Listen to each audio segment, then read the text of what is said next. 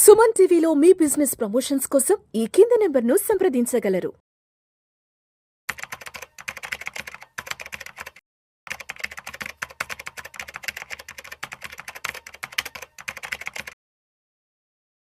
నమస్తే, welcome to Vishnu talks. నేను మీ విష్ణు. ప్రస్తుతం నాతో పాటు NISM and CRISIL certified wealth manager Revanth Chalamala ఉన్నారు. వారితో మాట్లాడదాం. నమస్తే రేవంత్. నమస్తే అండి Revanth, welcome to Vishnu talks. So Revanth, ఇవాళ ఒక బిజినెస్ మ్యాగజైన్ లో రిటైర్మెంట్ కి సంబంధించి ఒక కొత్త ఆర్టికల్ ఒకటి చదివాను. మైక్రో రిటైర్మెంట్ అంట. అంటే ఉద్యోగం చేస్తూ చేస్తూ మధ్యలో బ్రేక్ తీసుకుని కొంతకాలం గ్యాప్ తీసుకుని మళ్ళీ ఏదో ఇంకొక కొత్త ఉద్యోగంలో చేరాలంట. నేనంత ఇన్డెప్త్గా ఆర్టికల్ అయితే చదవలేదు, కానీ ఒక్కసారి మీకేమన్నా దాని గురించి ఐడియా ఉంటే ఈ మైక్రో రిటైర్మెంట్ గురించి కొంచెం డెప్త్గా మన ఆడియన్స్కి మీ అనాలిసిస్ తెలియజేయగలరు. సో బేసిక్గా మన జెన్జీ కిడ్స్ క్రియేట్ చేసిన వర్డ్లు ఇది ఒకటి.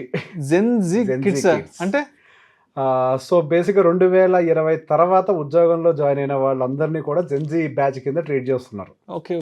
ఆఫ్టర్ కోవిడ్ వచ్చిన బ్యాచ్ అంతా కూడా ఇదంతా జెన్జీ బ్యాచ్ అంటున్నాం.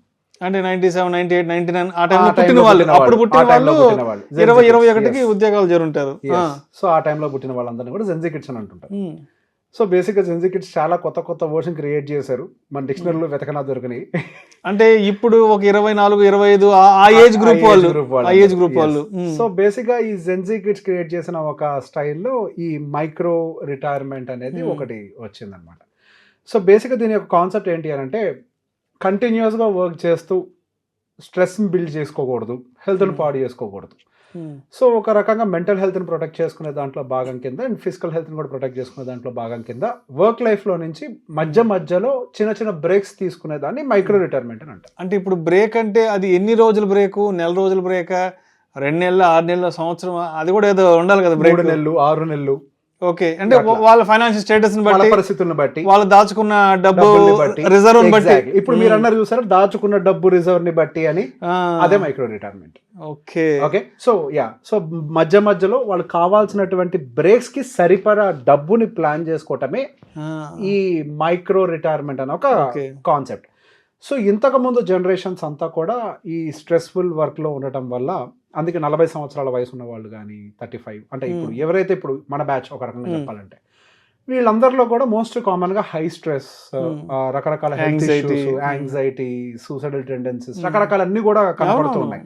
సో బేసిక్ గా వీళ్ళు ఇవన్నీ చూసిన తర్వాత సహజంగా ఈ కిడ్స్ ఏం చేస్తున్నారంటే, అంత వర్క్ స్ట్రెస్ మనకొద్దు, ముందస్తు జాగ్రత్త. అది బ్యాడ్ అంటే అట్లేం లేదు, మంచి విషయమే. సో ఆ ముందస్తు జాగ్రత్త కింద పీరియాడిక్గా మనం బ్రేక్స్ తీసుకోవాలి. ఎప్పుడో రిటైర్మెంట్ అనే ఒక లైఫ్ కాదు. కంప్లీట్గా రిటైర్ అయ్యే టైంకి మనం ఏది కూడా చేయలేము, దేన్ని చూడలేము, దేన్ని అనుభవించలేము. సో పీరియాడిక్గా మనకు వయసు ఉన్నప్పుడు, ఓపిక ఉన్నప్పుడే పీరియాడిక్ బ్రేక్స్ తీసుకుంటూ వెళ్దామని చెప్పి ప్లాన్ చేసుకుంటారు. సో దీనికి కంపెనీలు లీవ్ ఇస్తాయా అంటే అదొక పెద్ద ప్రశ్న. అంతా మన ఇష్టానికే జరగదు కదా. ఎగ్జాక్ట్లీ. మన ఇండియాలో అయితే మాత్రం డెఫినెట్ గా అంత లాంగ్ బ్రేక్స్ అయితే ఇవ్వరు. ఎందుకు US లో కూడా ఇవ్వరు, ఎక్కడ ఇవ్వరు. మాక్సిమం 15 రోజులు, 2 వీక్స్ అంతే. ఎంత పెద్ద ఎమర్జెన్సీ వచ్చినా కూడా అంతకు మించి ఇవ్వరు. సో బేసిక్ ఒక 3 నెలలు గ్యాప్ తీసుకుంటా, నేను ఆలోచించుకుంటా, ఏం చేయాలని అనుకుంటానంటే ఇక్కడ కుదిరే పరిస్థితులు అయితే కనిపించట్లేదు. సో బేసిక్గా ఇక్కడ కొంతవరకు జాబ్ రిస్క్ అనేది ఈ మైక్రో రిటైర్మెంట్ కాన్సెప్ట్ వల్ల అయితే క్లియర్గా కనపడుతుంది. సో బేసిక్గా మనం ఇంతకుముందు కంపెనీల యొక్క రిపోర్ట్స్ కూడా చూసినట్లయితే, జెన్జీ కిడ్స్ ని హైర్ చేసుకోవడానికి ఇష్టపడట్లేదు అని చెప్తున్నారు. ఇష్టపడట్లేదు. ఎందుకు? వాళ్ళు ఆ వర్క్ ని ఎక్కువ ఎఫర్ట్ పెట్టి పనిచేయడానికి ఇష్టపడట్లేదు. అంటే వర్క్ పట్ల ఇటువంటి లిటిగేషన్ ఏవో పెడతారని ముందస్తు జాగ్రత్తగానే. అది కేవలం లిటిగేషన్ అని ఒకటి కాదండి. ఇక్కడ బేసిక్ ఏంటంటే ఎఫర్ట్ కూడా పెట్టట్లేదు. అంటే అంత స్ట్రెస్ తీసుకొని వాళ్ళ పనిని ఆ టైంలో కంప్లీట్ చేసేందుకు ఇది చేయట్లేదు. సో ఇంతకుముందు మన జనరేషన్ వాళ్ళు, మనకంటే ముందు బ్యాచ్ వాళ్ళందరూ ఏం చేసేవాళ్ళు, ఓవర్ టైం చేసినా, ఓవర్ నైట్ చేసినా, టాస్క్స్ ని ఆన్ టైం కంప్లీట్ చేసే ప్రయత్నం చేసేవాళ్ళు. 80s లో పుట్టిన వాళ్ళు, ఎర్లీ 90s లో పుట్టిన వాళ్ళు, 35, 40 లో ఏజ్ గ్రూప్ వాళ్ళందరూ. సో ఈ జెన్జీ కిడ్స్ అందరూ కూడా దాన్ని ఎక్కువ ఎంకరేజ్ చేయట్లేదు. ఎక్స్ట్రా టైం చేసైనా కానీ ఆ ఆన్ టైం జాబ్ ని కంప్లీట్ చేసే దాంట్లో కొద్దిగా ఇంట్రెస్ట్ చూపించట్లేదు. అంటే అంత స్ట్రెస్ తీసుకోవడానికి వాళ్ళు ఇష్టపడట్లేదు. ఇక్కడ పాయింట్ ఏంటంటే స్ట్రెస్ తీసుకోవడానికి ఇష్టపడట్లేదు, అదే ఎగ్జాక్ట్ పాయింట్.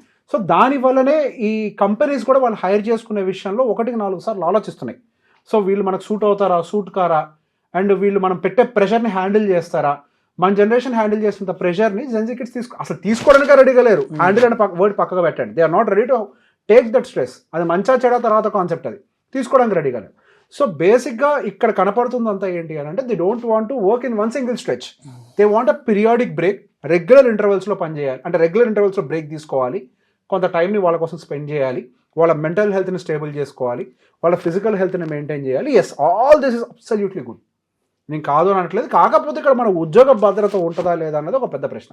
సో దానికోసం ఏం చేయాలి, కొంత కార్పస్ని ఏర్పాటు చేసుకోవాలి.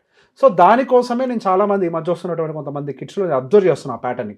ప్రతి నెల ఒక 5,000 రూపాయలు అంతో ఎంతో పక్కకు దాచిపెట్టడం మొదలుపెట్టారు. 5,000 10,000 వాళ్ళకి ఎంత కుదిరితే అంత. ఇంతకుముందు మనకి టూర్కి వెళ్ళడానికంటే ఒక బడ్జెట్ ఎప్పుడు ఉండేది కాదు. ఉంటే వెళ్ళేవాళ్ళం, లేకపోతే లేదు, లేదో చిన్నపాటి లోనో లేకపోతే చిట్టి వస్తేనే వెళ్ళొచ్చేవాళ్ళు. ఇప్పుడు దానికోసం ఒక బడ్జెట్ని ఏర్పాటు చేస్తున్నారు. ప్రతి సంవత్సరం ఒక 15 రోజులు 20 రోజుల పాటు ఎక్కడో ఒక చోటుకి వెళ్ళి కొద్ది రిలాక్స్ అయ్యి రావాలని ఒక మైండ్ సెట్తో బడ్జెట్ని క్రియేట్ చేస్తున్నారు. సో ఆ బడ్జెట్నే మనము ఒక మినీ మైక్రో రిటైర్మెంట్ అని అంటాం.